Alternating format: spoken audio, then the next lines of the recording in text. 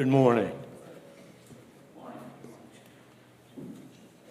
This is a hearing of the Bethany Board of Adjustments for the purpose of considering an application submitted by Stephen D. Oliner, is that correct? Yes. And Joyce L. Oliner, trustees of the property owner for the property identified as Block RH5, Lot 7 at 510 Pinehurst Court in the R2 Residential Zoning District of Bethany Beach, Delaware. Applicants seek a variance from Section 425 zoning, Attachment 3, Appendix 3, Table of Dimensional Requirements, to allow a newly constructed attached storage shed to encroach into the south side yard setback by 0.7 feet, which is approximately 8.5 inches, and to remain in place as it is currently constructed. Let the record show that all of the 4 current members of the board are present. I ask that each of the board members speak his name for the record at this time in order to facilitate identification of voices in preparing the transcript of this proceeding. My name is Michael Loftus. Good morning. My name is Sherwin Weinstock. Morning, my name is Tim Hines. Good morning. My name is Jonathan Johnson. The first thing we will address here are the publication requirements for this hearing. Susan, Yes, sir.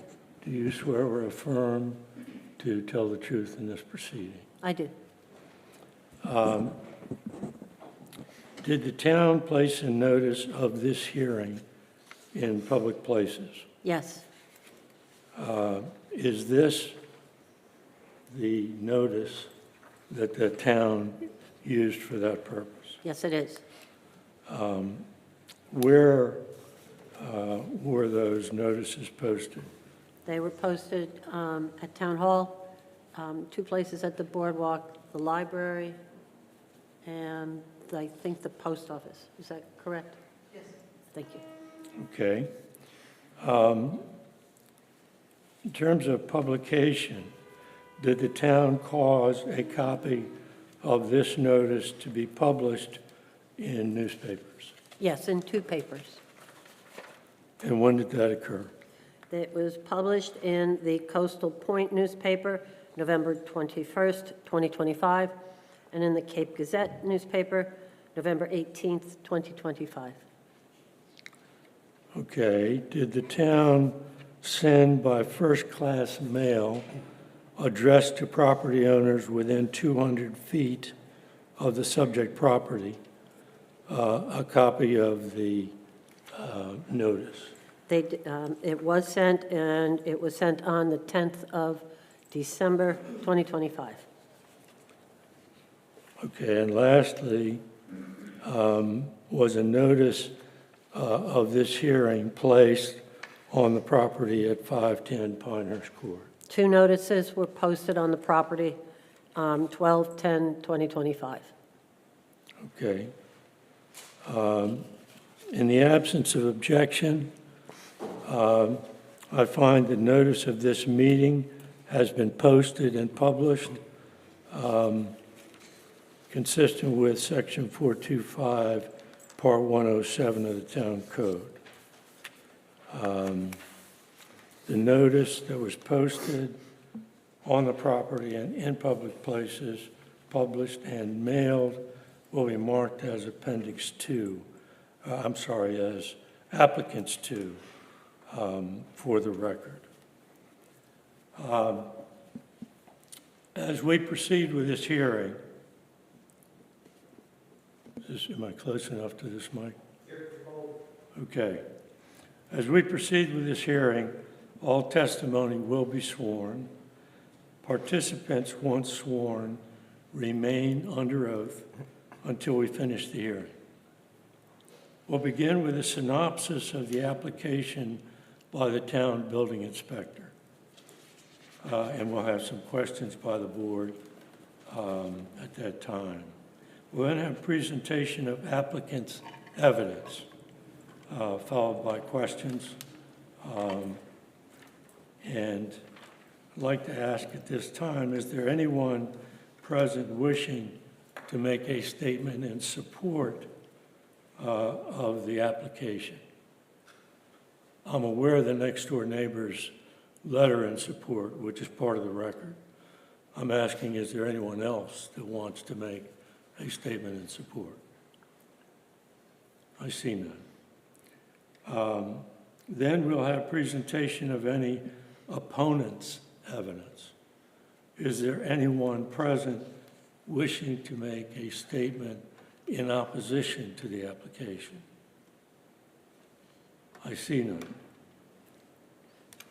At the closing of evidence, the board will deliberate and may vote if we finish deliberations today.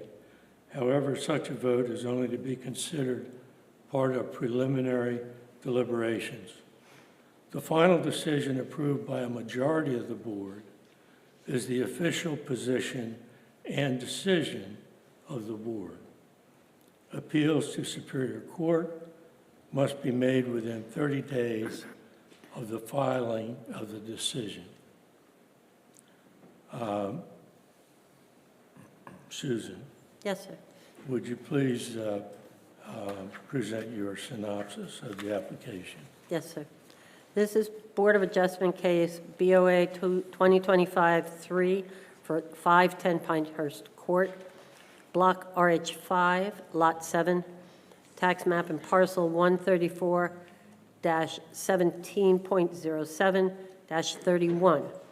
The application for a variance from Chapter 425 zoning, Section 425-4 height, density, table of dimensional requirements, Attachment 3, Appendix 3, table of dimensional requirements. Stephen D. Oliner and Joyce L. Oliner, property owners for the property identified as Block RH5, Lot 7, addressed as 510 Pinehurst Court, are seeking a variance from Chapter 425 zoning, Attachment 3, Appendix 3, table of dimensional requirements to allow for a newly constructed attached storage shed to encroach into the side yard setback by 0.7 feet, which is approximately 8.4 inches. Zoning requirements for lots in the R2 residential district. The residential zone R2 requires the minimum lot area per single dwelling unit to be 7,000 square feet for interior lots.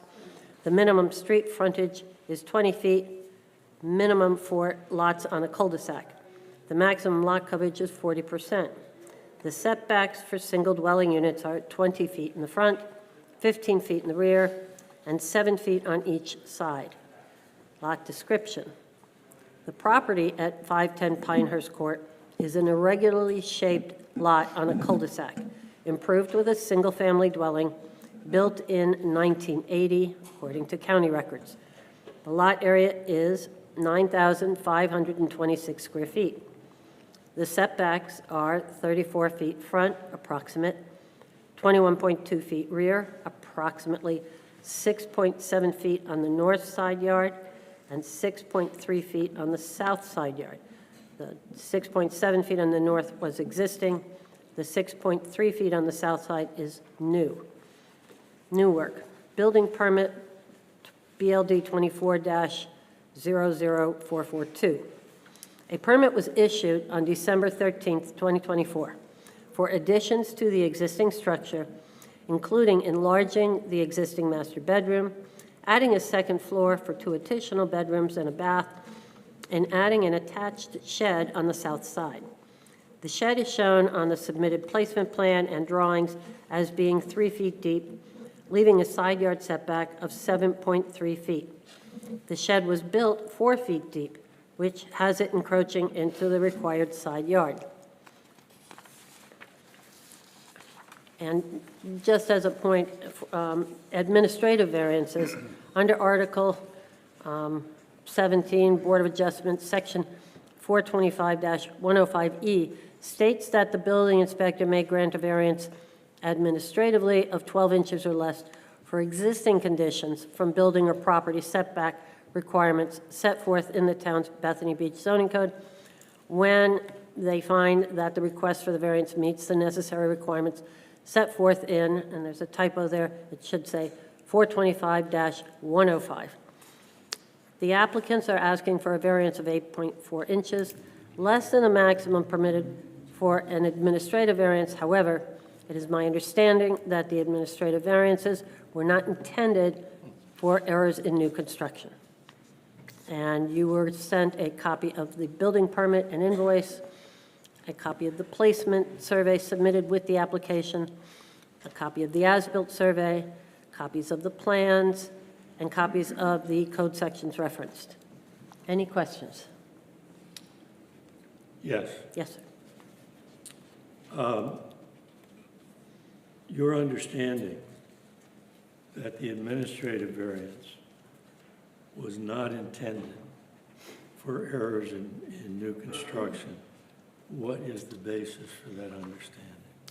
The basis is that that would make setbacks arbitrary, because then someone would build into the setback by a couple inches, and it wouldn't,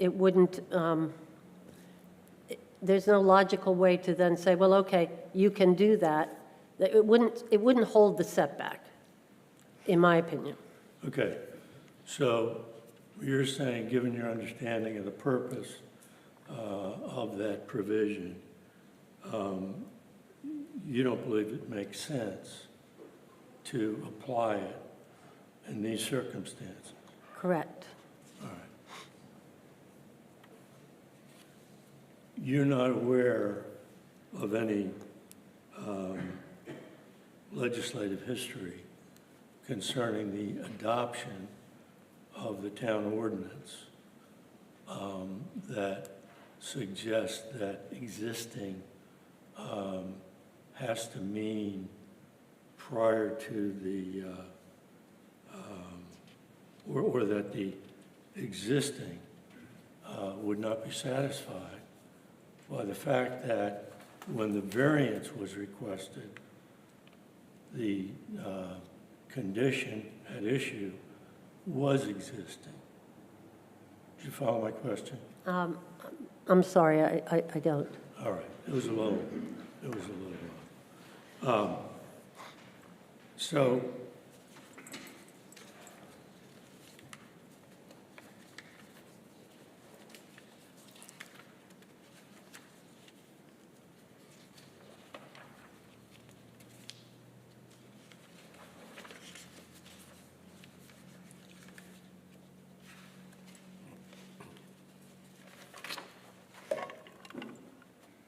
I'm looking at the ordinance as adopted by the town council.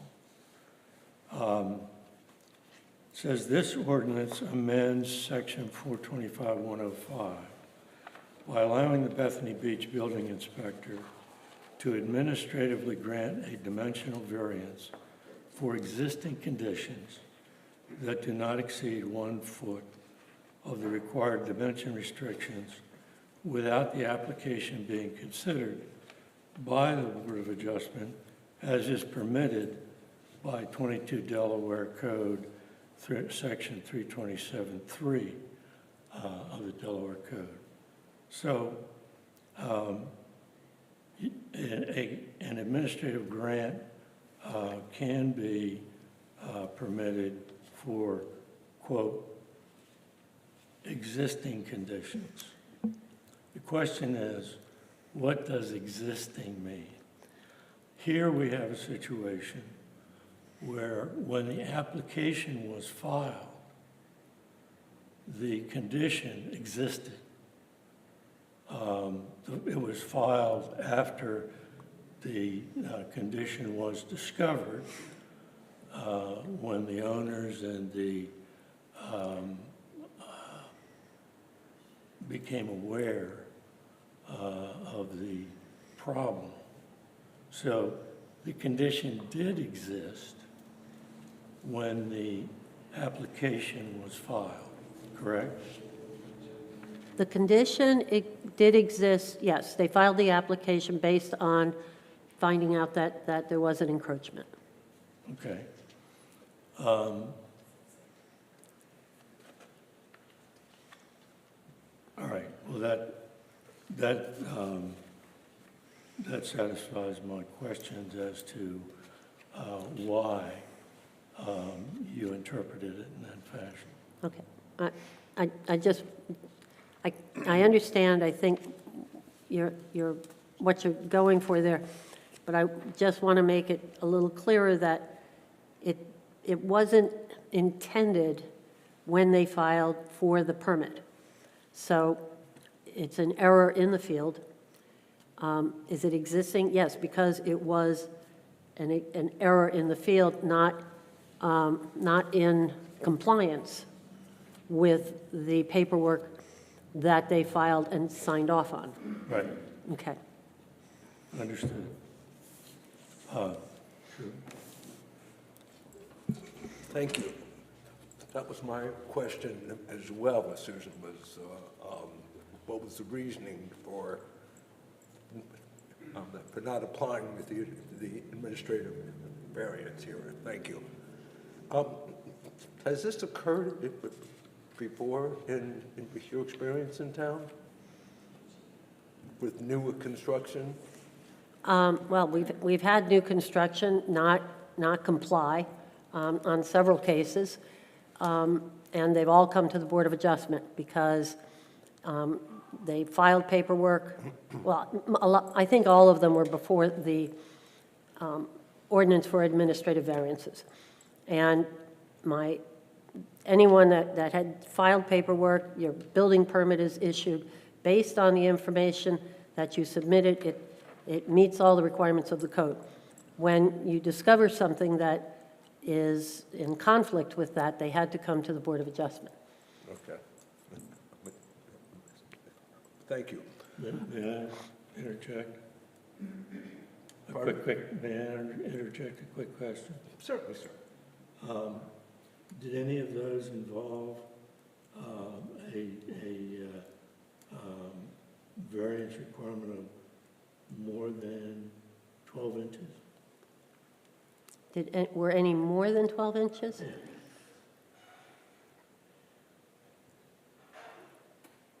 Less than 12? That I Maybe don't less than 12. remember any that came across as that.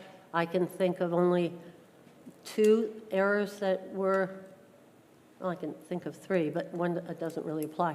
But 2 that were dimensional, that were just errors in the way that it was constructed.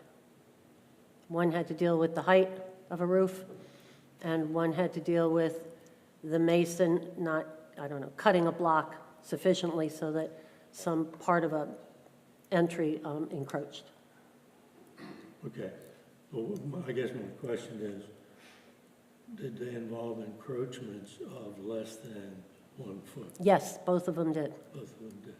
Okay. Thank you.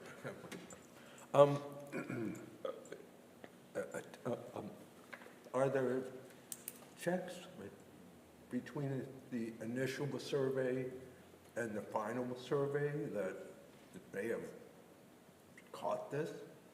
Well, they're supposed to check when they do that. I don't know that I have.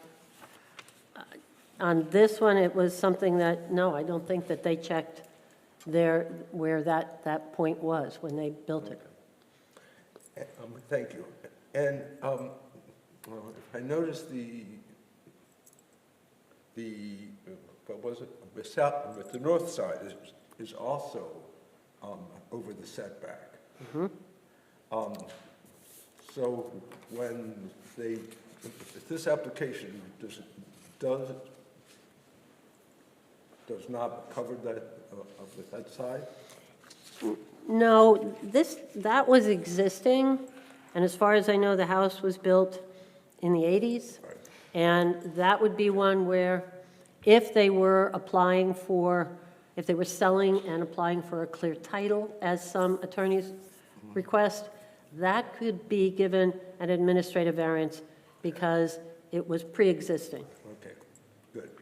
Thank you. So when they sell or transfer the title, they will come to you as the building inspector? I could then review that for when it was built, how it was built, look at the history of it, and issue an administrative variance.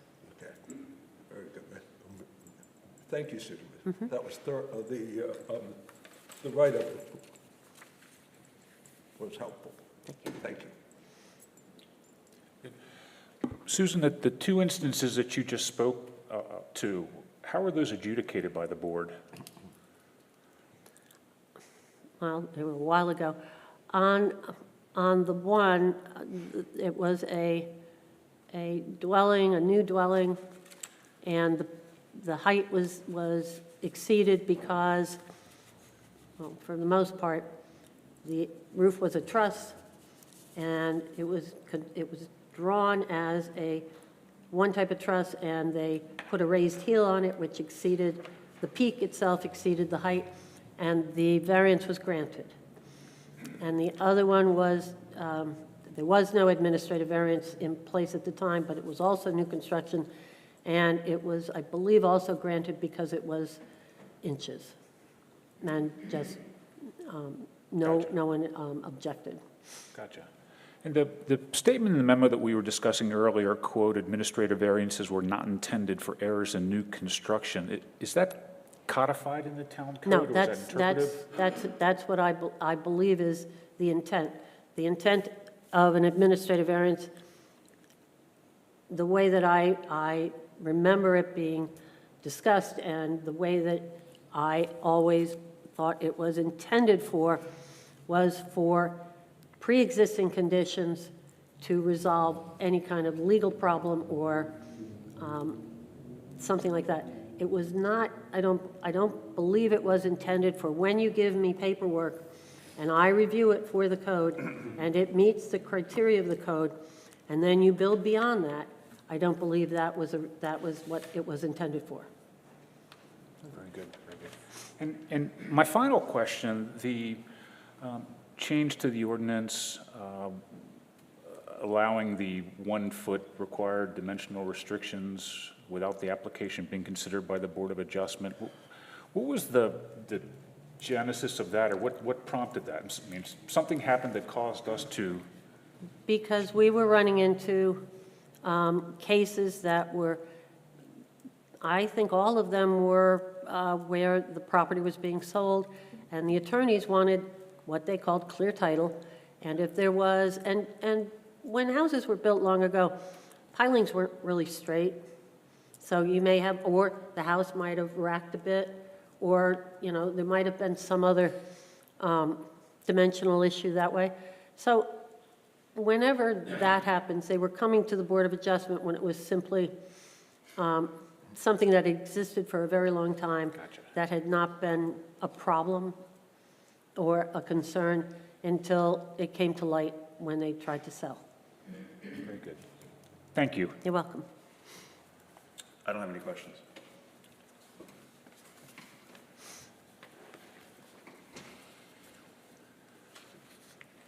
One further question, Susan, on your view of the purpose of the provision. In simple words, you're concerned about someone gaming the system by having construction drawings showing one thing when they intended to do something else.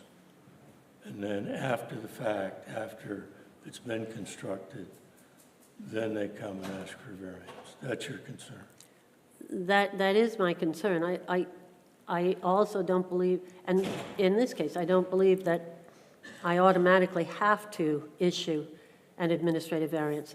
And yes, that would mean that setback was a suggestion. Yeah. Right. Okay. Do you believe that the Oliners were trying to game the system in this case? No, I do not. Okay, thank you. One more if I can. Yes. Please, excuse me, Mike. So this shed was built 1 foot larger than as specified.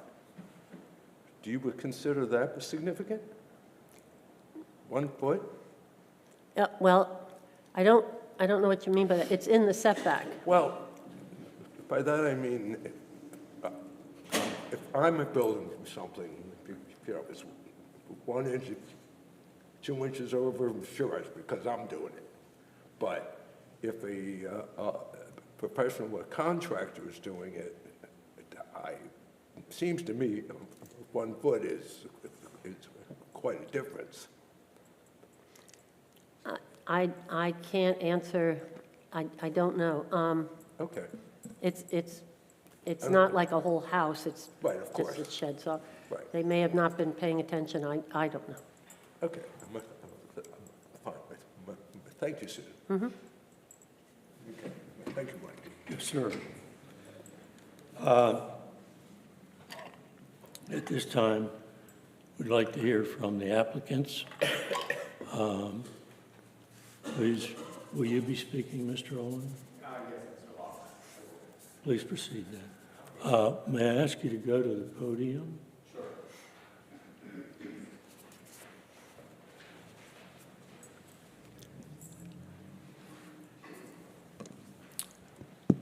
Mike's on. Great. Please state your name, your local address. Stephen Oliner, 510 Pinehurst Court, Bethany Beach, Delaware, 19930. Do you swear or affirm that you would tell the truth in this proceeding? Yes, I do. Okay, please proceed. Great, thank you. Could I get the bottle of water before I Oh, start? please. Thank you.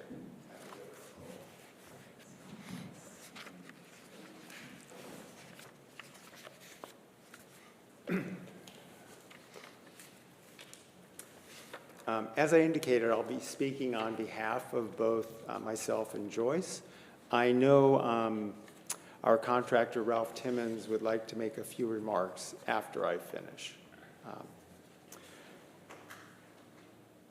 So Joyce and I have strong connections to town of Bethany. I began vacationing here with my family more than 50 years ago when I was a teenager. And we've been coming here every summer. 11 years ago, we made the transition from vacationers to homeowners. Joyce and I bought the home at 510 Pinehurst Court. We love coming here. We bought it as a second home, but it's now kind of a co-equal primary residence for us.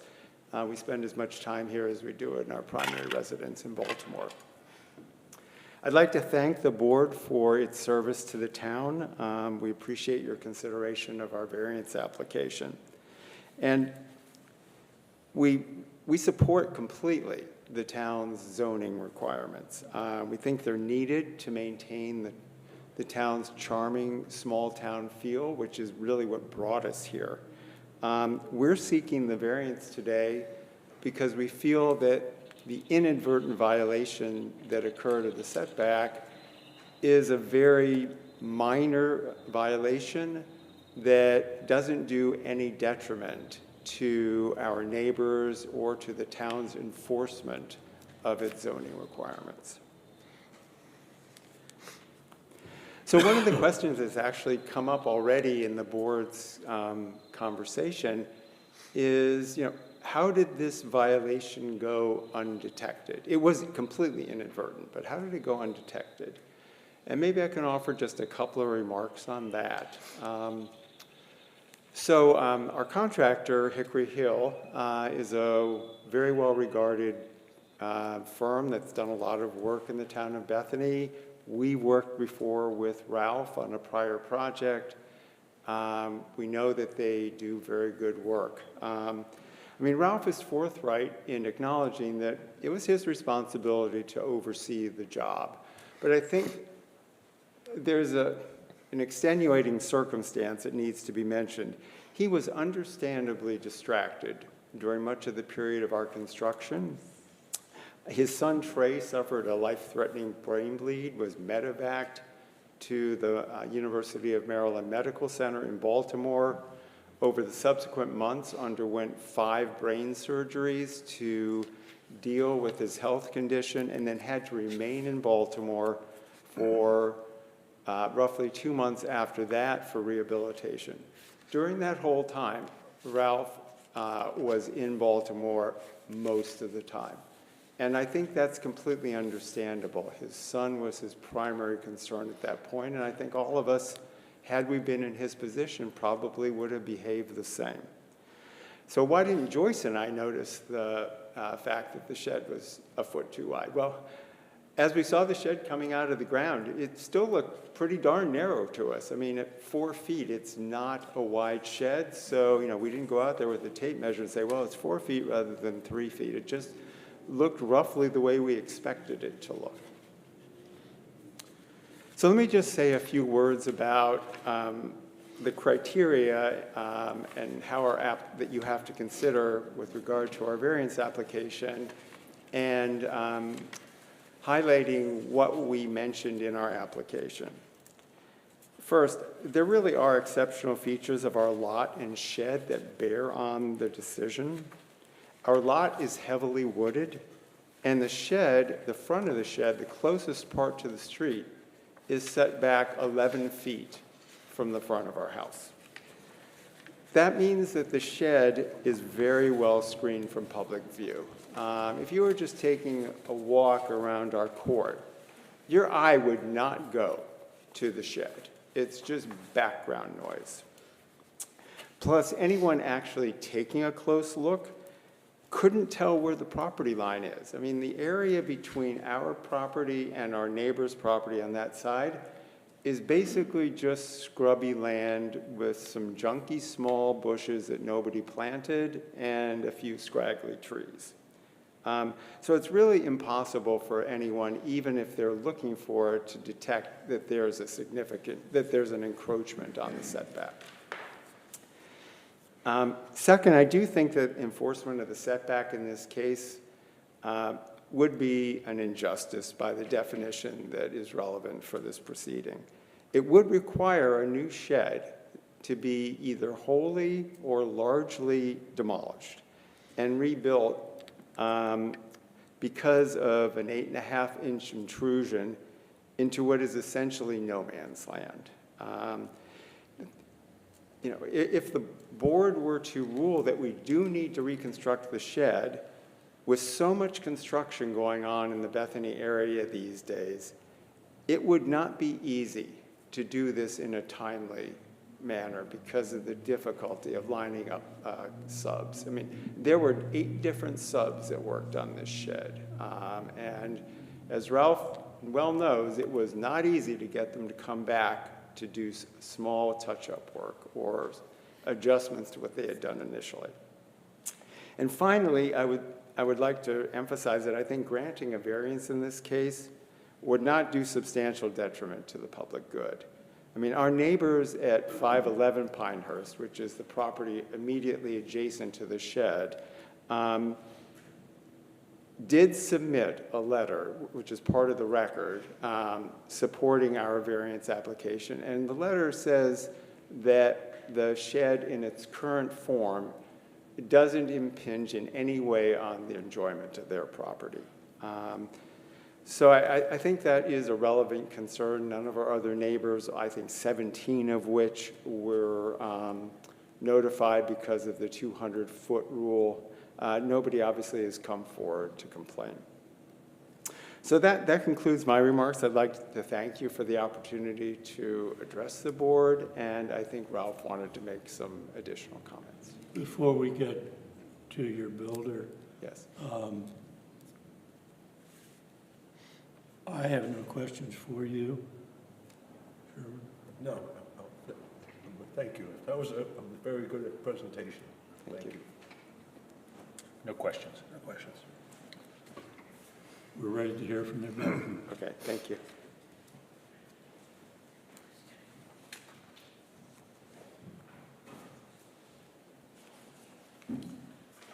Hi, my name is Ralph Timmons. I represent Hickory Hill Builders, and first of all, I do want to commend you guys for some of the questions you were asking Susan. As a builder, I agree with Susan because I feel that if every variance was granted after the fact, by her being able to do that, there would be a lot of people would intentionally go do that larger home because I won't say everyone, almost all of the new homes that we build down here, they have got it right to the nth degree as close to that property line as they can get. And if they knew Susan was going to be granting a variance for another foot, I truthfully, as a builder, feel there would be a lot of cases she would have to do that. And so I do understand that. When we start doing our construction, when it's close to the property lines or the easements, we have the surveyor to come out and stake the corners. And this was done on that lot. So that we know that we're okay, because it's so easy. I don't know where their property line is, and so we could easily make a mistake. And I've got something here I will hand out to you guys, but as we went under the construction, Greg Hastings, who is an excellent architect here in the town, we ran into problems with the windows. They were not right. Greg did pay for the replacement of them, but there was things that were delaying, people that you assumed. I assumed the surveyor, when he put the stakes out for the corners, staked it right. I assumed that the plans we had from Greg was right, and we done the construction. It caused a delay on us not being able to enclose a house and frame it because we had to wait another 6 weeks to get the different windows in to match up the others. And if I may, also Hickory Hill, we do a lot of building out at one subdivision by Millsboro called Ingram's Point. And the same surveyor that staked these out, we had a spec home we're building there. And it's on a steeper lot. And when he staked out the building, my son called him and says, I thought there was a variance different on these steep lots. And in fact, there was. He had staked it for a 60-foot setback instead of a 40. But my son caught that. But if I may come up, I'd like to present you a thing showing a house we're under construction on right now by the same surveyor out at Millsboro, not a thing to do with this. But as you will see, the top sheet is where we had them come out and stake the house out. And Thank you. where the septic system will go, so that we know we're not encroaching on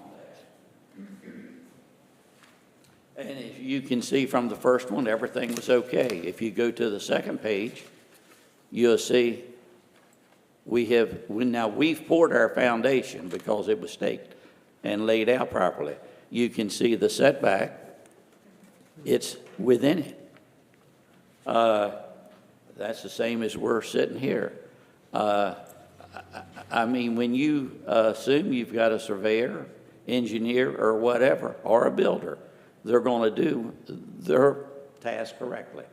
But now we've had 3 instances where I don't know that they staked that out wrong. It could have been my mason did something wrong, but it was staked out so that we would not go over that. And as Steve said, as the one in charge of their construction, I was distracted this summer. Believe you me, wow. It was a terrific ordeal. But praise God, my son is doing well. That's all I have to say. A moment, please, sir. I'm not sure I understand your point with regard to this exhibit you've just given to us, which we will mark and make it part of the record. The- Are you saying that the lot in question in this proceeding was improperly marked? I don't know. I had a surveyor to come out and stake out the corners so that we would not go over as we did on the other. And the same surveyor did that stakeout for us on these other two lots. And in both cases, there was an error. And on this one, it was already the foundation poured. Now, with the county, we either have to have a survey before we go to construction showing that the lot is okay, the foundation, or we have to have them come out. We have the surveyor do it so we don't have a 3 or 4 day delay on construction, trying to keep things moving as quickly as possible. But Well, my focus is the property involved in this proceeding. yes, the O-liners. Right. And so I'm trying to discern whether you believe that it was improperly marked, and that's the reason why it was built 4 inches or 4 feet instead of 3 feet deep. I am 100% certain that either it was improperly marked or my mason made a mistake. I have no idea which happened, but it certainly was not intentional because we would not have spent the money to have it staked. Sure. Yes, thank you, Ralph. The blueprints, whether it was surveyed properly or not, the plans of the house show it as 3 feet. Yes, Show the storage unit as 3 feet. Yet it was built as 4 feet. Correct? yes, So, please understand that I respect the reason why you were distracted, of course. Did the renovation continue during your period of distraction? yeah, I mean, Was there, it somebody never else- slowed down. I mean, I would sometimes on a weekend come home for a day or two and go back and forth, but I did spend 3 weeks continuous in Baltimore. Last place I thought I'd be spending a vacation for the Of course, summer. that's reasonable. Did the renovation continue, though, during that time? It never stopped.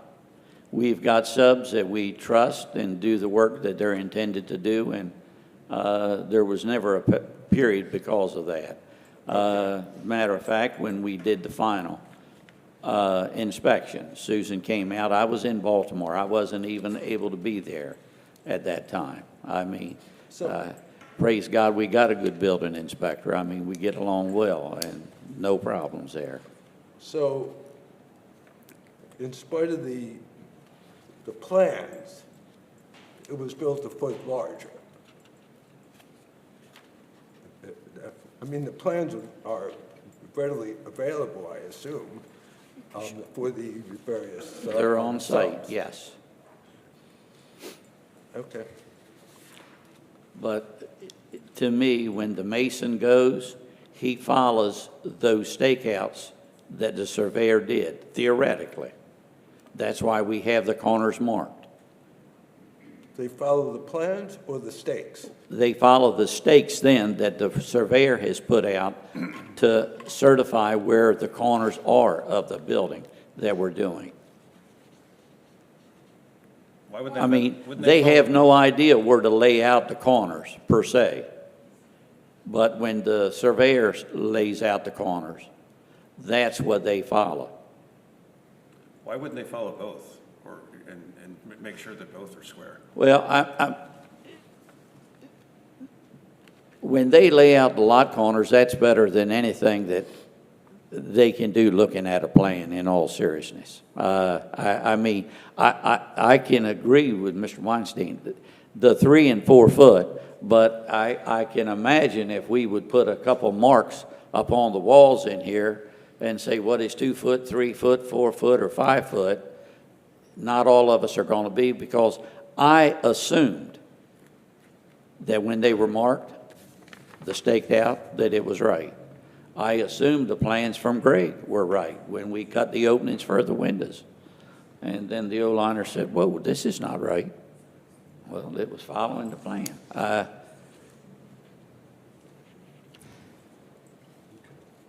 Okay, thank you, sir. So, okay. But just to confirm or reconfirm, there are no concerns whatsoever about the accuracy of the 510 Pinehurst survey? To me, I'll say no. I mean, you know, that building's out there 4 foot, so if the original thing said 3 foot, then was 7, you know, that setback, it would have been right. But I honestly, probably during construction, walked by it 15 times. That never crossed my mind because I'd had a professional lay it out. I don't go behind with a tape measure and everything they do. I do measure the window openings to make sure when they're cut rough in, so when we go to install the windows, that is proper, the size, so we don't have to modify it again. But Thank you. If you had to make the garage back to, or the crawl space back to 3 feet, what would it cost approximately?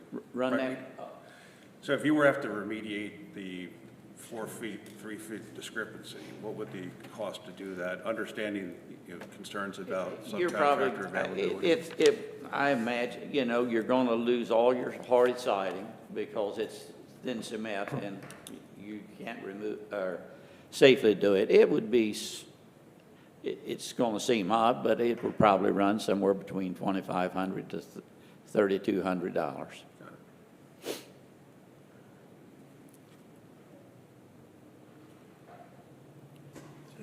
That's it. Thank No you. further questions. Thank you very much, sir. Thank you. Thank you, sir.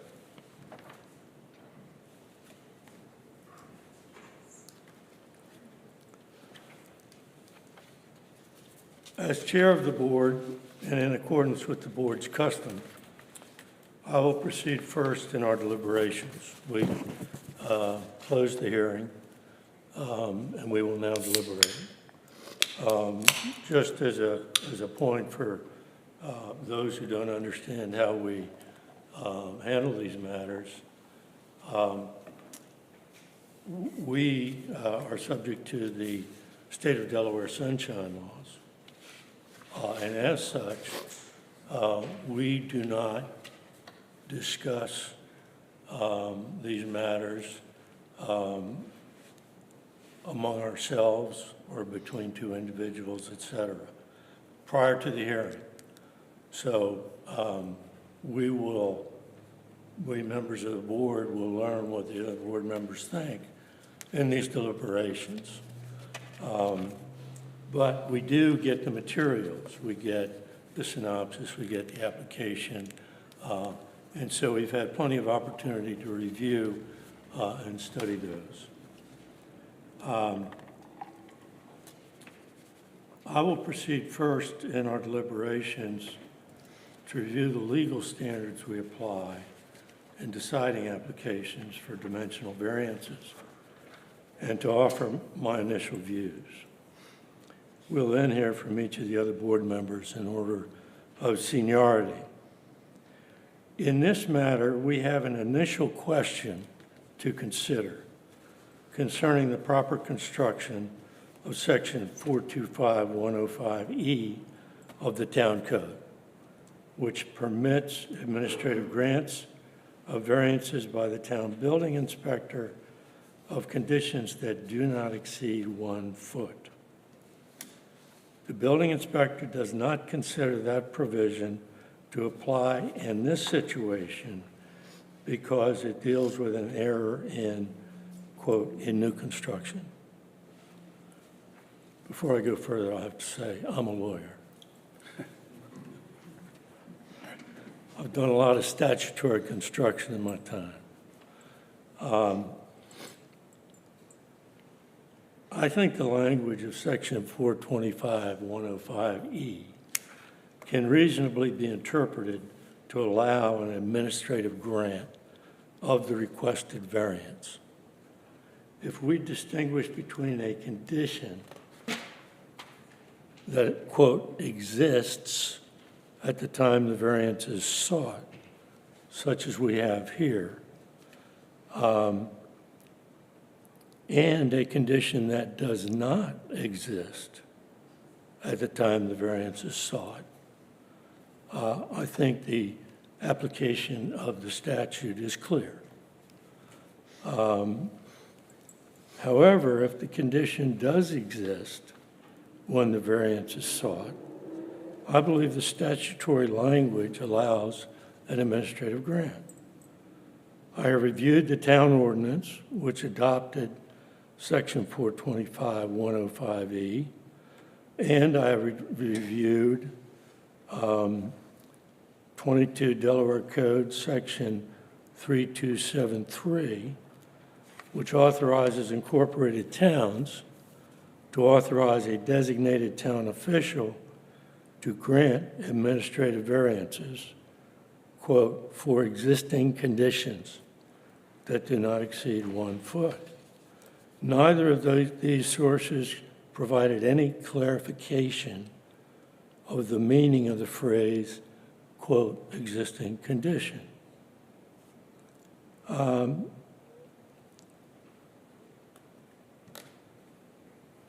going to refer here briefly to a Delaware Supreme Court decision.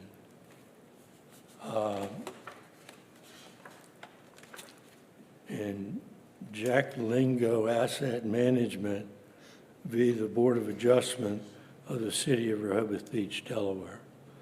This is a July 19, 2022 decision. They were interpreting a zoning provision where there were two different meanings being attributed by the two parties. And I'm going to quote, "In the zoning context, however, we need not consider extrinsic evidence because we have long held that when an ambiguity is present, quote, the interpretation that favors the landowner controls," close quote.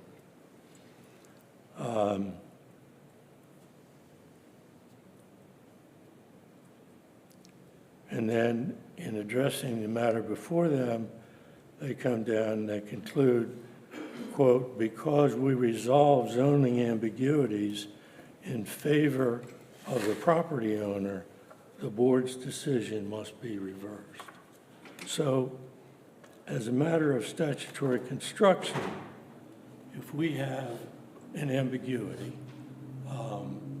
which is a word or term that can have two different meanings in the context, we should construe it in the favor of the landowner.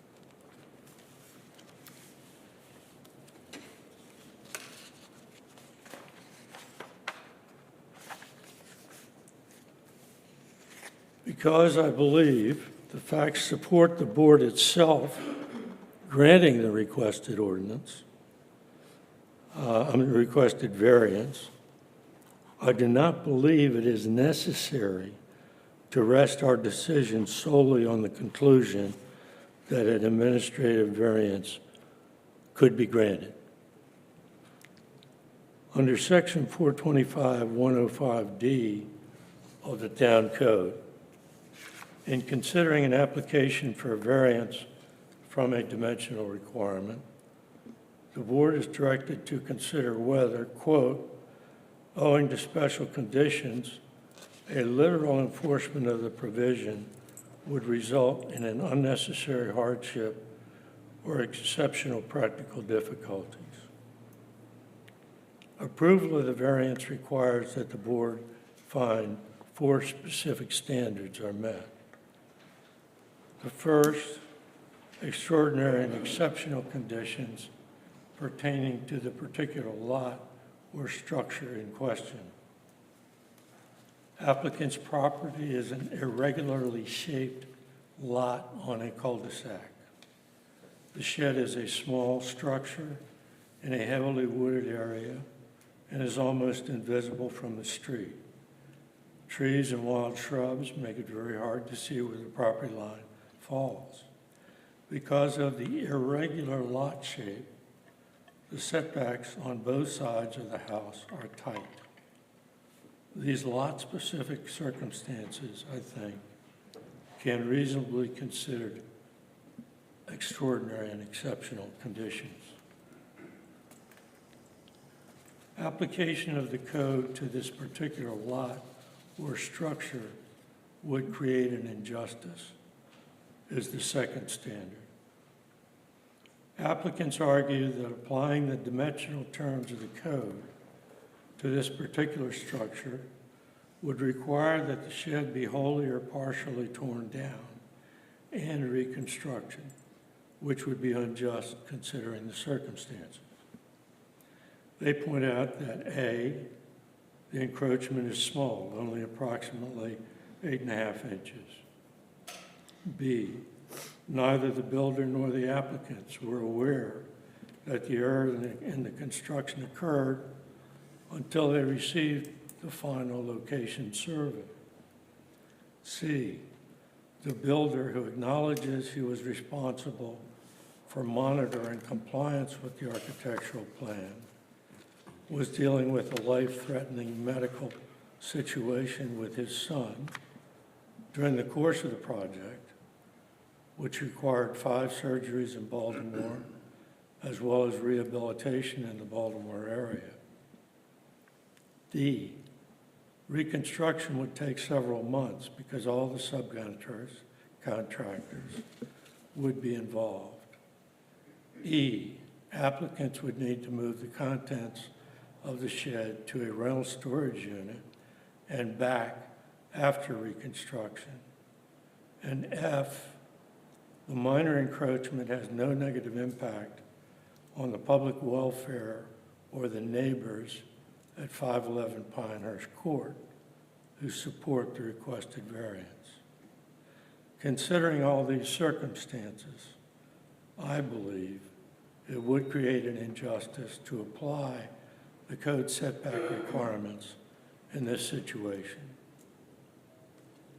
The third standard we are directed to consider is that the conditions are peculiar to the particular piece of property involved. The conditions pertaining to the lot and structure may not be unique, but they are unusual in the Bethany Beach area. The fourth standard, a variance, if granted, would not cause substantial detriment to the public good or impair the purpose or intent of the code. I believe that the minimal encroachment resulting from the construction error would not cause a substantial detriment to the public good or impair the purpose or intent of the code. In considering dimensional variance requests, the board must also be mindful of the Delaware Supreme Court's holding in the Quick Check case that for an area variance, the focus is on the exceptional practical difficulties test and its articulation of 4 factors to be considered. The first, the nature of the zone in which the property lies. In this case, the variance is sought for improvements to a residence in a residential zone. So this standard is satisfied. The second quick check standard is the character of the immediate vicinity and uses contained therein. The variances here sought would allow improvements to a residence that would conform to the character of the immediate vicinity and uses. The third quick check standard, whether if the setback restrictions were removed, it would seriously affect neighboring properties. As noted above, the most affected neighbor supports the requested variance. There are no neighbors opposing the variance. In addition, the numerous trees and other wild vegetation on the lot make the encroachment difficult or impossible to see from other neighbors' lots. And the last quick check standard is whether if the restriction is not removed, it would cause exceptional practical difficulty for the owner to make normal improvements. In my view, it is clear that if the variance is granted, it would not seriously affect neighboring properties and uses. It is also, I think, clear that if the variance were denied, an unnecessary hardship would be created, given the encroachment is minimal and the applicants and/or the builder would suffer significant financial harm if the requested variance is denied. Now, I would say that this is a situation where the financial harm is not major. But I do think that in the overall context of all the facts, it is sufficient to find that it's significant financial harm.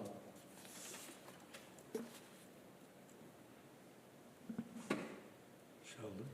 Oh, Sure. sure. Thank you. Thank you. I don't think all four of the standards, justifications for all the four of the standards are sufficient.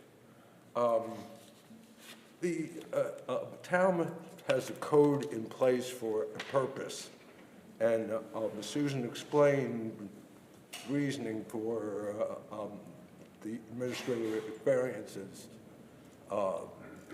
not applying to new construction. It is the contractor's responsibility to follow the plans. That's why we hire them. It's the contractor's responsibility to follow the plans as specified. So, with that said, I do not agree to granting the variance.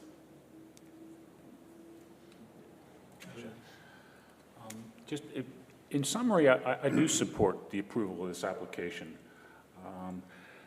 It's impossible to know whether someone is gaming the system to gain some kind of architectural advantage. I have concerns about that, but there's no evidence of that here.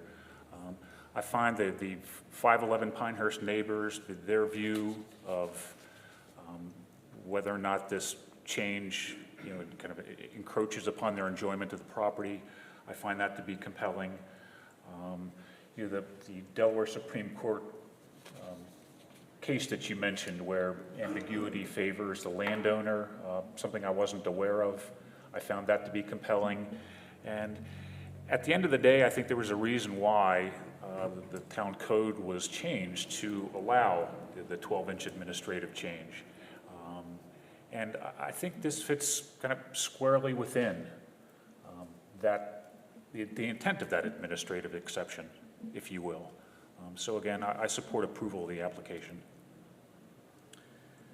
So I also support the application. I think the four standards have been met. I think before we finalize it, I think it's important that the board be consistent. I'd like to see the two instances, Susan, you mentioned where it fell into the category of contractor error, and the board approved those variances. I'd like to look at those and just compare the facts in those two cases to this one. But you know, everything that's been said, I think I support I think the four requirements have been met. I do support the variance, but I do think we should, before we finalize it, I'd like to see those two prior cases.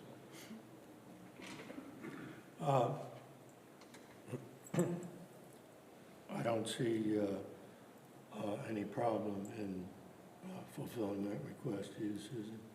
I can recall where one is, but I don't recall the exact year, or I just remember there was one. So Okay. I couldn't, it would take me a really long time to find it. All of Board of Adjustment is on file in my office, but I'm not sure when that one occurred. Okay, even if we have the one, I think if it, That one should actually be online. okay, And in the Board of Adjustment.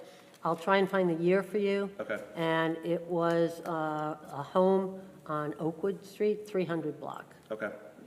Gotcha, thank you. I'd also like to say that what we're talking about here in terms of statutory construction doesn't change the fact, as you point out, you would have discretion, even though you could grant a variance, you would not be required to. It'd be in your discretion as the building inspector whether or not to do so. Correct. The ordinance says may, Right, not shall. right. Correct. So I'm fully aware of that. And we do, as you know, have, under the town council, we have a committee, the Charter and Ordinance Review Committee. And I think that this is an issue might be appropriate for them to address. So I'll mention that to Mr. McHugh as something that they might want to look into. Given the request for the authority that you've asked to see, if we do not vote now, we would have to reassemble to vote. So what I'm considering is there some way we can vote now with the understanding that vote is contingent upon, a satisfactory review? And if so, if that's acceptable to the other members, that's what I would propose to do. Sounds reasonable? Yes. Okay. Can I say something? Please. Please. It's my understanding, being here, we're not discussing the code. The code is the code. We're here to enforce the code and grant a variance as applied. Well, the The code, statutory interpretation we've been discussing extends to the scope of the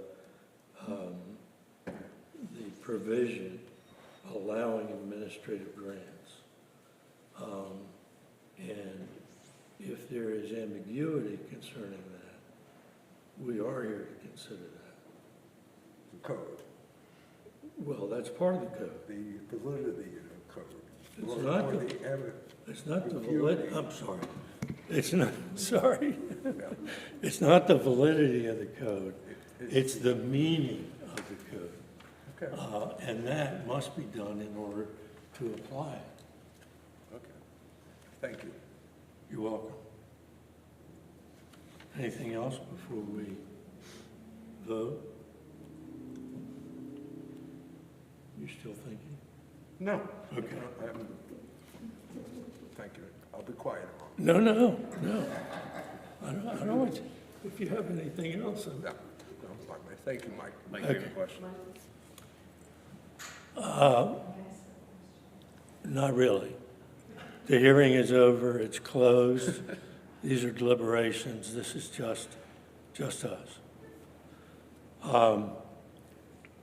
Okay, so then I think what we need, and I'd like to vote on two separate issues. One is the statutory construction issue, i.e. whether the board feels the administrative grant could have been made in this instance. That goes to the interpretation of the provision governing administrative grants. And then I'd like to have a separate vote on the board's consideration of the standards we're supposed to apply and our decision there. Is that clear? One more time, please. Okay.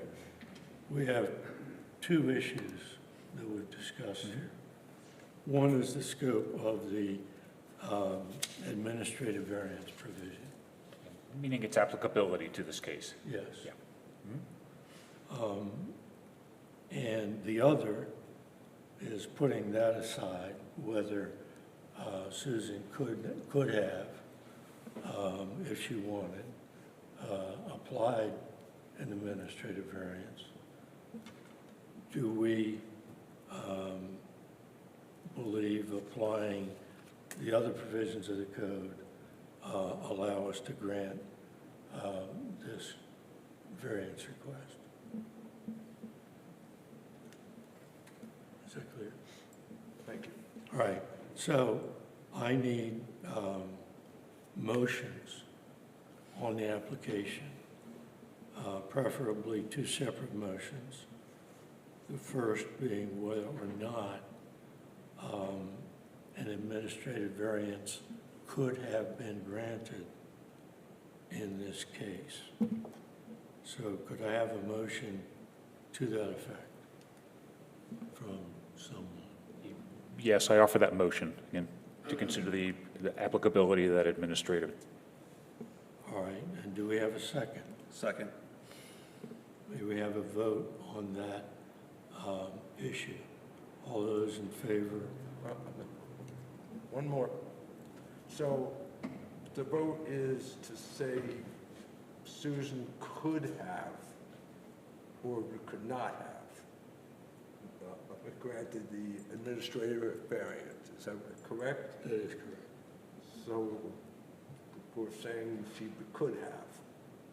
We're saying that as a board, we believe the proper interpretation of that provision would allow an administrative variance on these facts. Okay. Thank you. All those in favor of the motion? Aye. Raising your hands in support. All those opposed? Okay. I would now like a motion as to the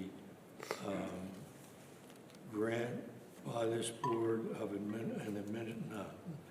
grant by this board of the variance as requested, regardless of the application of the administrative variance. May I have such a motion? Yeah, I make a motion that we conduct that vote. Do I have a second? Second. All those in favor? Aye. Aye. All those opposed? One opposed. And I think, as we stated at the conclusion of our discussion of the issues, this vote is conditioned upon a satisfactory review of your, Yep. The satisfactory, what? a review of the other proceeding in which a variance that would have been. It kind of falls under the bucket of a contractor error and the Yeah. whole debate of, is it a legitimate error versus gaming the system type Right. of situation. Thank you. Thank you. Okay. So there will be a decision, a written decision, in this matter. It may take one of two forms. Under the board's rules, we can simply take a verbatim transcript of this proceeding and have it serve as the board's decision. Alternatively, we can choose to issue a separate written decision. We'll wait to make that decision until after review of this prior matter has been concluded. The final decision, approved by a majority of the board, is the official position of the board. Appeals to the Superior Court must be made within 30 days of the filing of the final decision with the town. The board has 60 days from the conclusion of this hearing to issue a final decision. With that, at 11:20, this hearing is adjourned, and I apologize for not using the mic properly all the time. Thank you. Thank you, Mike.